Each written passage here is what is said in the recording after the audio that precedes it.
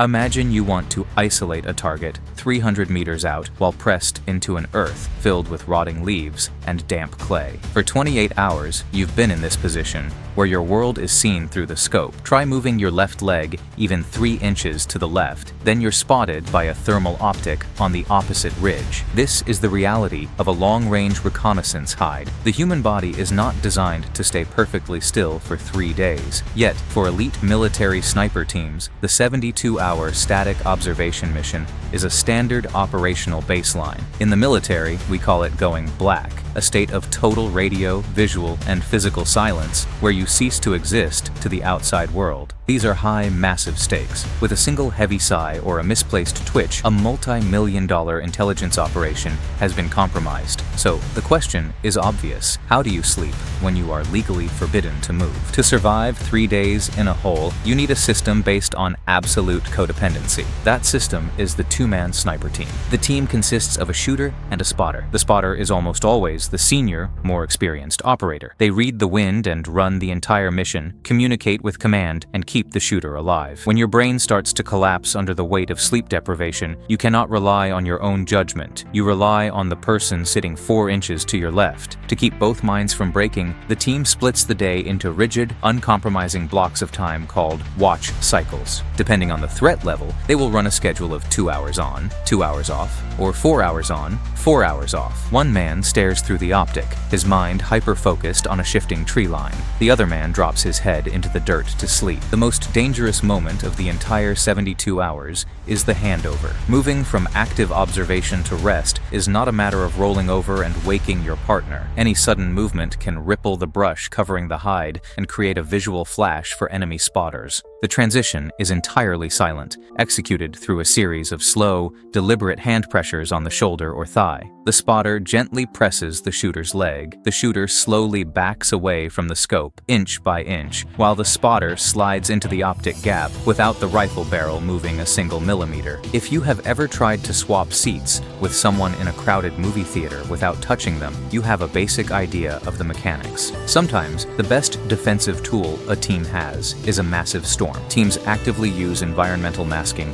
to schedule their handover. When a heavy rainstorm or a high wind gust hits the area, the natural acoustic noise of the landscape spikes dramatically. The sound of rustling leaves and pounding water drowns out the micro-movements of a watch handover or a soldier shifting their weight to flushes of lactic acid from their legs. They wait for the environment to get loud, using nature's chaos to hide the subtle reality of their survival. Now imagine doing it in a space the size of a grave, knowing that a single rustle of fabric could draw heavy machine gun fire. If you do not sleep for 24 hours, your brain undergoes a measurable chemical shift. It behaves almost identically to a brain with a blood alcohol concentration of 0.10%, meaning you are legally drunk. Your reaction times slow by roughly 25%, your fine motor skills degrade, and the complex wind drift calculations that used to take 3 seconds now feel like advanced calculus. For a sniper team, this is day 1. By hour 48, the human mind begins to actively break. The peripheral vision starts to fray, throwing dark, moving shapes into the corners of your eyes. In the military, these are known as the shadow people. They look like figures darting between trees, or silhouettes crouching just outside your hide. The brain, starving for REM sleep, is simply forcing dreams into your waking eyes. You know they are not real. Yet, when you are staring through a high-powered optic into a dark valley, your finger still tenses on the trigger. Then comes the 72-hour mark, the absolute peak of cognitive collapse. At this stage, the brain stops asking for permission to rest and simply takes it. The phenomenon is called a microsleep. The brain forces a localized 3 to 15 second neurological shutdown even while your eyes are wide open and your body is upright. You do not realize it happened until you snap back, realizing you lost a block of time. To survive this cognitive demolition, teams rely on a highly calculated system of preventative maintenance. The first line of defense actually begins 48 hours before the team ever crosses the wire. It is a process called sleep banking, For 2 days, leading up to the insert, operators sleep for 10 or 12 hours a night, intentionally creating a cognitive surplus. Think of it like charging a battery past 100%. It does not stop the eventual drain, but it buys you an extra 6 to 8 hours of clear thinking before the shadows start to form in the trees. Once the mission is live, that bank is guarded fiercely. Inside the hide, sleep is treated less like rest and more like a tactical procedure. One of the primary tools they use is the combat nap, which sounds almost absurd until you understand the neurological pacing of it. The nap is strictly capped at 20 minutes. If you sleep for 21 minutes, your brain drops into deep stage slow wave sleep, and waking up leaves you disoriented and sluggish for hours. To weaponize this, operators will sometimes consume a high-dose caffeine ration immediately before closing their eyes. Because caffeine takes exactly 20 minutes to clear the stomach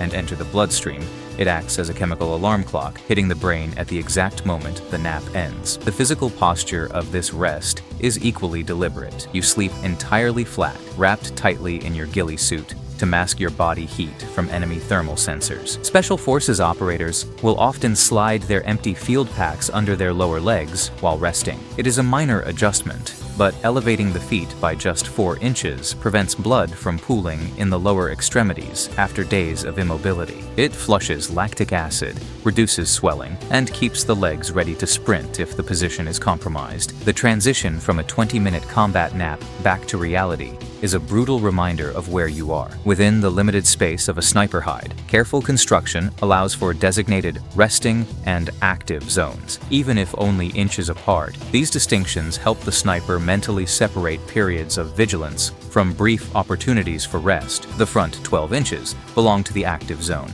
housing the primary optic and the rifle barrel. The rear section is the rest zone. By sliding your torso back just 6 inches, you tell your brain it is safe to close its eyes. But for a sniper, maintaining absolute stillness is critical. You cannot crawl out of the brush to find a tree, because movement creates a visual flash for enemy optics. So they use pee bottles and wag bags to handle bodily functions without compromising their position or leaving traces. Every ounce of waste is sealed in a heavy-duty polymer pouch packed into the bottom of a rucksack and carried out of the operations area. It is grim, mechanical, and completely unglamorous. The micro-hide layout. When the temperature drops at 0300, 3 a.m. for the civilians, the physical environment becomes another enemy. To combat this, operators integrate specialized space blankets directly inside the lining of their ghillie suits. They do not wrap themselves in the material, because the metallic sheen would create a massive visual glare if the fabric shifted. Instead, the reflective layer is sewn beneath the heavy canvas and jute fibers, allowing the material to bounce 90% of the soldier's radiant body heat back toward their torso. The thick burlap exterior of this suit absorbs and diffuses the heat signature, preventing enemy thermal optics from spotting a hot spot in the brush. In arid, high-heat environments, the problem reverses entirely, forcing teams to manipulate the soil itself. Before sunrise, operators will wet the interior dirt of the hide using their remaining gray water or stored urine. It sounds crude, but the moisture acts as an evaporative cooling system within the microclimate of the hole. Furthermore, this damp earth suppresses dust plumes caused by muzzle blast or the sudden physical shifting of an operator waking up from a microsleep. It stabilizes the ground signature, ensuring that the physical reality of the environment remains entirely unchanged by their presence. The human body cannot run on willpower alone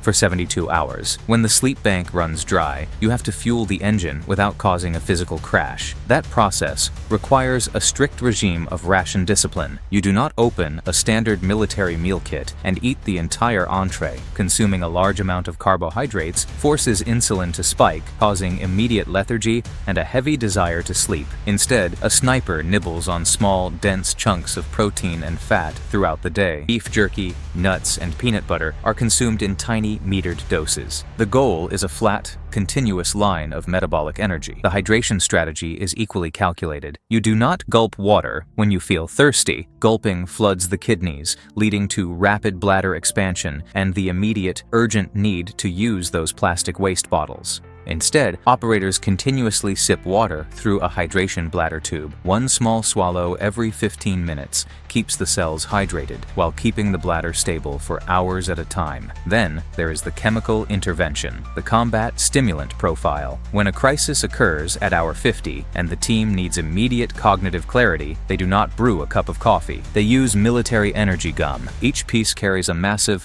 100 milligram payload of caffeine. Because the stimulant is absorbed directly through the tissues of the mouth rather than through the stomach, it bypasses the digestive system entirely. It hits the central nervous system in less than 5 minutes. It feels like a lightning bolt to the prefrontal cortex, clearing the shadow people from your vision just long enough to make the shot. To survive 3 days without moving, an operator must undergo intense psychological conditioning. The human brain is naturally wired to seek constant novelty and stimulation. When you strip that away, leaving nothing but a static patch of brush for 72 hours, the mind turns inward and begins to eat itself. This is why sniper selection processes weed out the hyperactive, adrenaline-seeking personalities. They look for individuals who can sit in a dark room for 8 hours, doing absolutely nothing without losing their minds. In training, instructors call this developing the mindset of the ghost. It is a state of hyper-disciplined patience, where you mentally detach your ego from the passage of time. You cease to be a person waiting in the dirt. You simply become another rock or branch in the landscape. To keep the mind from wandering into dangerous daydreams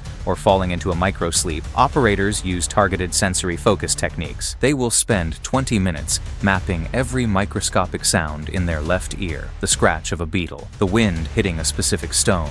Then they switch to the right ear. By compartmentalizing their awareness, they turn sensory deprivation into a tool for hypervigilance. When the 72 hours expire and the extraction vehicle finally arrives, the mission is still not over for the human body. The physical extraction is just the beginning of a massive neurological debt clearance. The doctors call this an acute sleep hangover. Your endocrine system is entirely flooded with cortisol and adrenaline, meaning your brain cannot simply switch off when you hit a cot. It takes roughly 48 hours of metabolic stabilization just to return to a normal REM sleep cycle. The joints are stiff, the skin is chafed from 3 days of wearing damp burlap, and your depth perception remains warped for days. It is a steep price to pay for a single operation, but it highlights a fundamental truth about elite operations. If an operator drops immediately into an unmonitored 8-hour deep sleep right after extraction, their blood pressure and heart rate can plummet dangerously fast. This sudden autonomic crash can induce severe sleep paralysis, cardiac arrhythmias, or profound disorientation. To prevent this systemic shock, elite units mandate a strict decompression phase before an operator ever touches a bed. This transition period is governed by a specialized mental health framework known as the Spotter Protocol. The acronym stands for Sniper Post-Operational Team Tactics for Emotional Recovery. It is a peer-led, structured debrief designed to force the brain out of its survival mode. The shooter and spotter sit down together with a controller to verbally catalog the mission events in exact chronological order. This process moves the traumatic and stressful memories from the survival-driven amygdala into the analytical prefrontal cortex. It effectively tells the subconscious mind that the threat is gone. The hardest part of the entire 72 hours is the final psychological shift from ghost back to human. For 3 days, you have treated every moving leaf as a mortal danger and suppressed your own basic biological needs. Turning that off requires deliberate effort. Operators are required to change out of their uniform, wash the camouflage paint from their skin, and engage in simple, mundane conversations before being cleared for sleep. They must step out of the micro-universe of the hide. Only then, once the heart rate normalizes and the mind is grounded back in reality, is the soldier allowed to close their eyes and finally pay down the debt. Next time you see a photograph of a military sniper team camouflaged perfectly into a patch of grass or a rocky ridge, look past the rifle. Know that underneath that layer of netting and jute twine, 2 men have been breathing the same damp soil for 3 days straight. They are fighting off the shadow people, checking their bladders by the milliliter, and counting the minutes between 20-minute cycles of rest. They have turned sleep into a weapon system, and they are waiting silently in the dirt for the world to move around them. Imagine you have been awake for a day and a half, not lying in bed, unable to sleep. Awake, working, watching your hands do precise things while your brain quietly begs you to stop. Now strap yourself into a seat that barely reclines, inside a space about the size of a small closet. There is another person sitting close enough to your left that you could reach out and touch their shoulder. The two of you are the only human beings for hundreds of miles in any direction, and you will be sealed in here together for longer than most people stay awake across 2 normal days. You are flying one of the most expensive machines ever built, and you have not slept in over 30 hours. This is the B-2 Spirit, a stealth bomber that can fly halfway around the planet, drop its weapons, and come home without ever landing. The flying is the part everyone talks about, but there is a quieter problem buried inside every one of those missions, and almost nobody thinks about it. How do the people inside stay awake? And when they cannot, how on earth do they sleep? The obvious question. Here is the thing that should bother you immediately. A B-2 mission can last 36 hours. Some have gone past 40. The longest ever flown lasted 44. And there is no relief crew, no bunk room, no second team waiting in the back to tap in, just 2 pilots, 2 seats, 1 aircraft that costs around $2.1 billion and cannot, under any circumstances, be allowed to crash because someone dozed off at the controls. Compare that to a long commercial flight. The longest airline routes in the world run around 19 hours, and they carry multiple crews who rotate in and out of a dedicated rest area, taking real sleep in a real bunk while fresh pilots fly. The B-2 has none of that. No relief crew waiting in the back, no bunk, no spare hands. The same 2 people who start the mission are the 2 people who finish it, however long it takes. So, the question is obvious. On a flight longer than 2 normal working days, with only 2 people aboard, when exactly does anyone sleep? And what happens to the airplane while they do? To understand the problem, you have to understand the machine. The B-2 was built for one job above all others. It had to fly into the most heavily defended airspace on Earth without being seen. Its flying wing shape has no tail, no sharp edges, nothing for radar to grab onto. Its skin is coated in materials that soak up radar energy instead of bouncing it back. To an enemy air defense network, a B-2 is supposed to look like almost nothing at all. That invisibility is the whole point. It means the bomber does not need a fleet of escort fighters to punch a hole in enemy defenses. It can go in alone, slip through, and come back out before anyone is sure it was ever there. But invisibility comes with a price, and the price is range. The B-2 was built during the Cold War to penetrate Soviet airspace, which meant it had to be able to reach targets on the far side of the planet. The solution was brute distance. Rather than base the bomber close to its targets, where it could be spotted or struck on the ground, the Air Force flies it all the way from the middle of the United States. The B-2 has a range of over 6,000 nautical miles on its own fuel, and with aerial refueling, that range becomes effectively unlimited. So the bomber takes off from a single base in the heart of the country and simply flies to wherever it is needed. Whiteman Air Force Base in Missouri, southeast of Kansas City, is the only operational home of the entire fleet. Every B-2 mission to anywhere on Earth tends to begin and end on that one runway.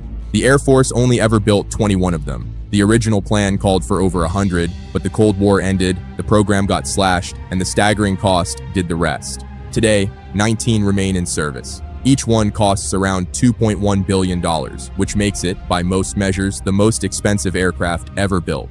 They are flown by a small, hand-picked group of pilots, all working out of that one runway in Missouri. And here is the part that gets forgotten. The sleep problem is not solved by engineers or software or money. It is solved by those pilots, with their own bodies in real time at 40,000 feet. Let us be precise about what we are asking these 2 people to do. A long B-2 sortie can mean 36 hours of continuous flight.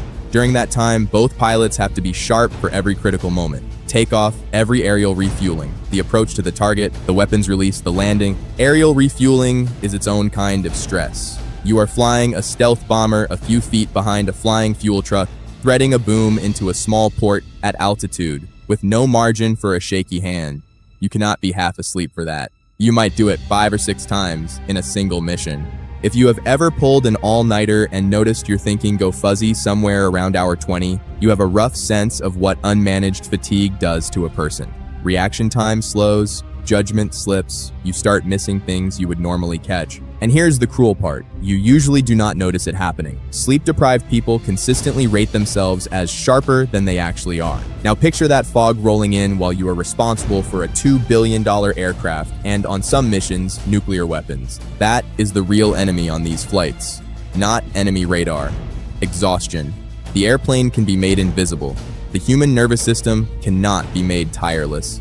And the cockpit, for all its sophistication, was never designed to defeat fatigue comfortably. It was designed to be invisible. Crew comfort was almost an afterthought. So how do they survive it? The answer is not one clever trick. It is a stack of them, layered on top of each other, starting with the airplane itself.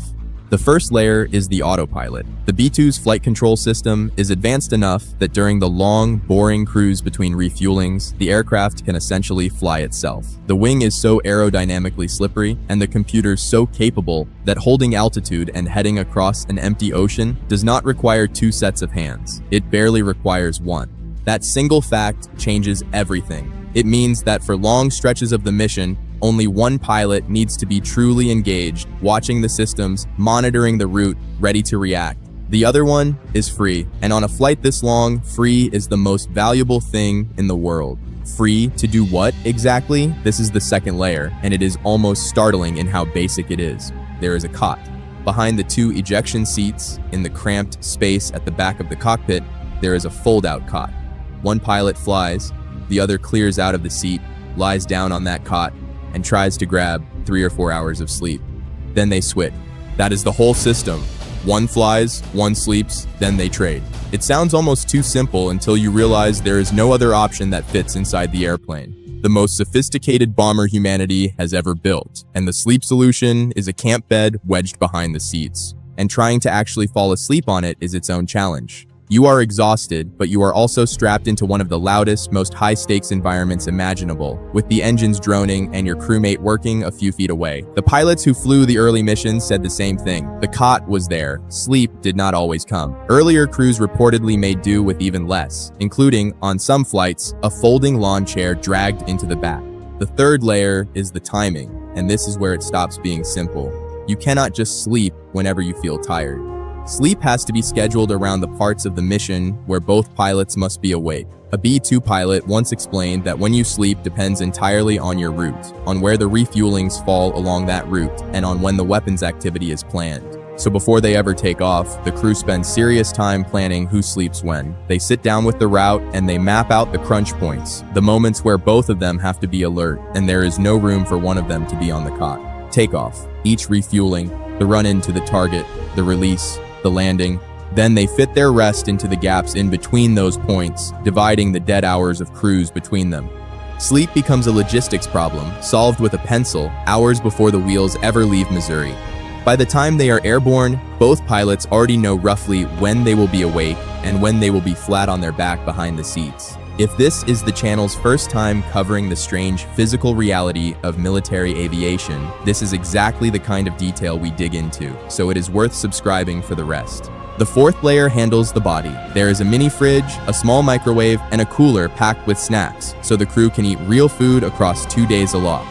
But what they eat is chosen with surprising care because the cockpit has only a tiny chemical toilet and there is nowhere to escape the consequences of a bad meal. So they keep it bland and simple. One commander who flew the B-2 for 9 years said his go-to meal was a turkey sandwich on wheat, no cheese, as plain as he could possibly make it. Snacks lean toward candy bars, and for some crews, sunflower seeds. Anything heavy or greasy gets left on the ground. There is something almost funny about it. The pilots of a $2 billion stealth bomber nibbling dry sandwiches, until you remember they are locked in that seat for a day and a half with a toilet the size of a bucket. Hydration matters more than caffeine here, which sounds backwards until you understand the altitude. At cruising height, the air is brutally dry, and dehydration sets in fast and quietly. So instead of leaning on coffee to stay sharp, which would only dry them out further, crews are encouraged to drink roughly a bottle of water an hour. The body comes first. Alertness is managed a different way. But all that water creates an obvious problem on a flight with one tiny chemical toilet. On the longest missions, that toilet simply is not enough. So crews fall back on something called a piddle pack, a sealable bag filled with a powder that turns liquid into gel. It sounds almost absurd until you understand the physics of being strapped into a seat for 30+ hours, drinking a bottle of water an hour, with a job that does not pause for bathroom breaks. Nothing about this aircraft's interior is dignified. It was built around endurance, not comfort, right down to the plumbing. The last layer sounds almost like science fiction until you understand the stakes. When training and scheduling are not enough, When a pilot simply has to stay razor sharp through the most dangerous phase of a 30-hour flight, a flight surgeon can prescribe medication.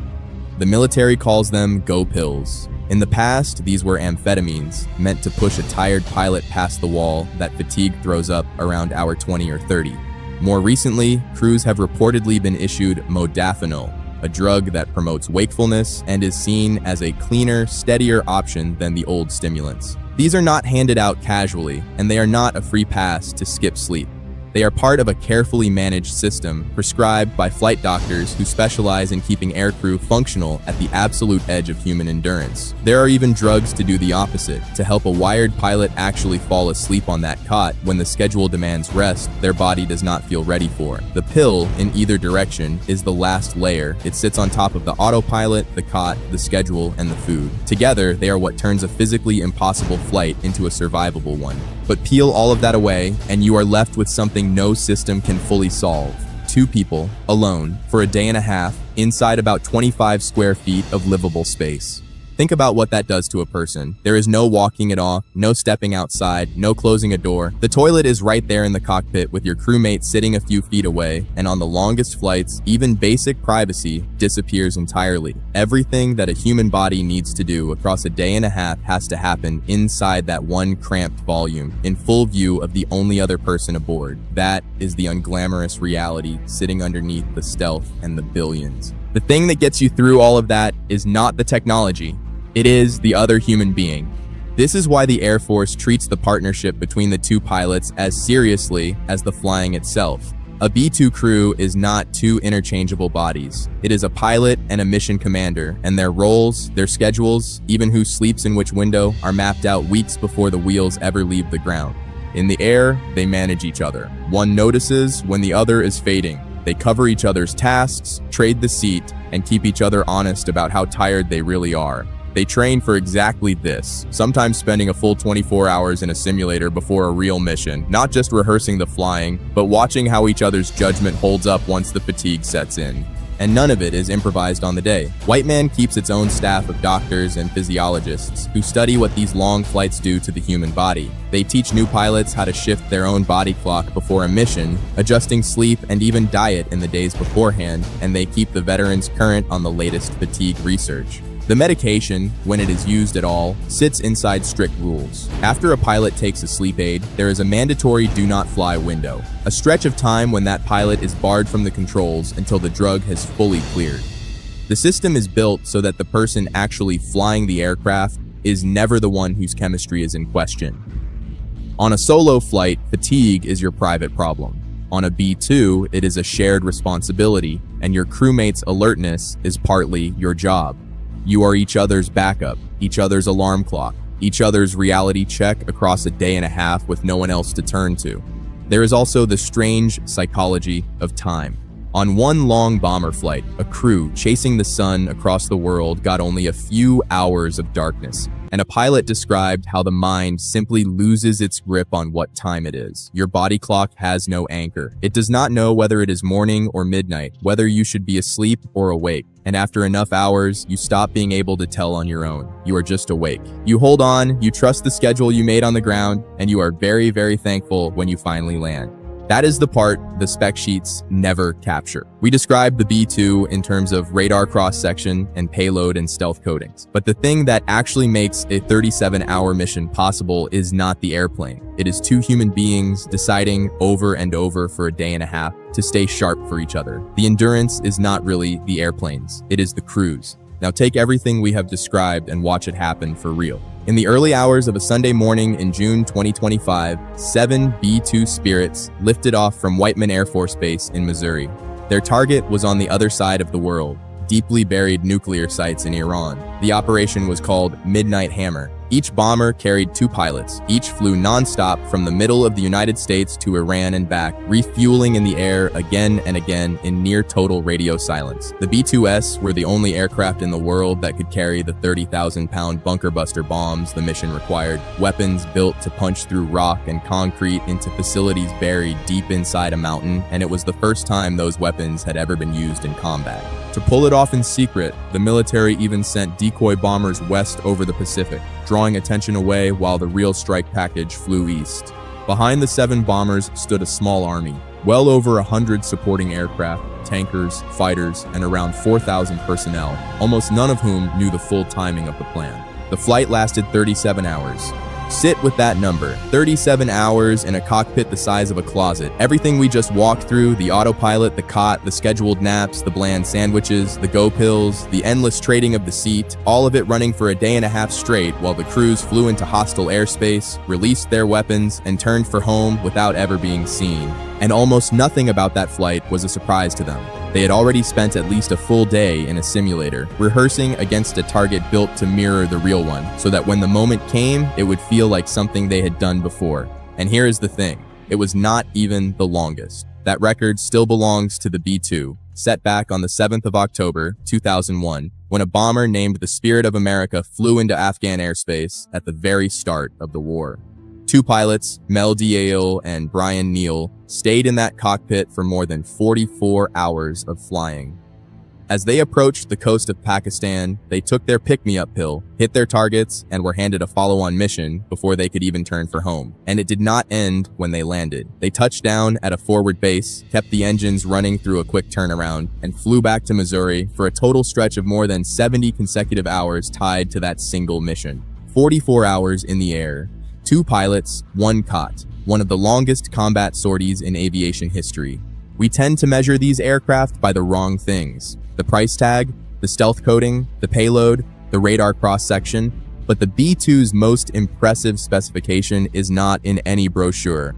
It is the fact that 2 ordinary human bodies can be folded into that cockpit, kept awake and functional for nearly 2 days, and brought home sharp enough to land a $2 billion aircraft on the same runway they left from.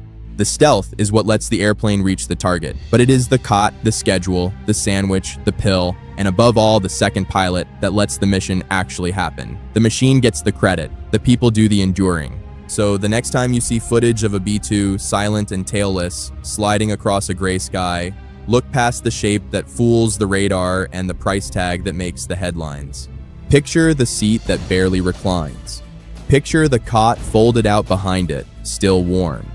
Picture the person who 10 minutes ago was lying on that cot in the dark with the engines droning, and who has now climbed back into the right-hand seat, blinking against the instrument glow, reaching for a bottle of water because they have stopped being able to tell what time it is.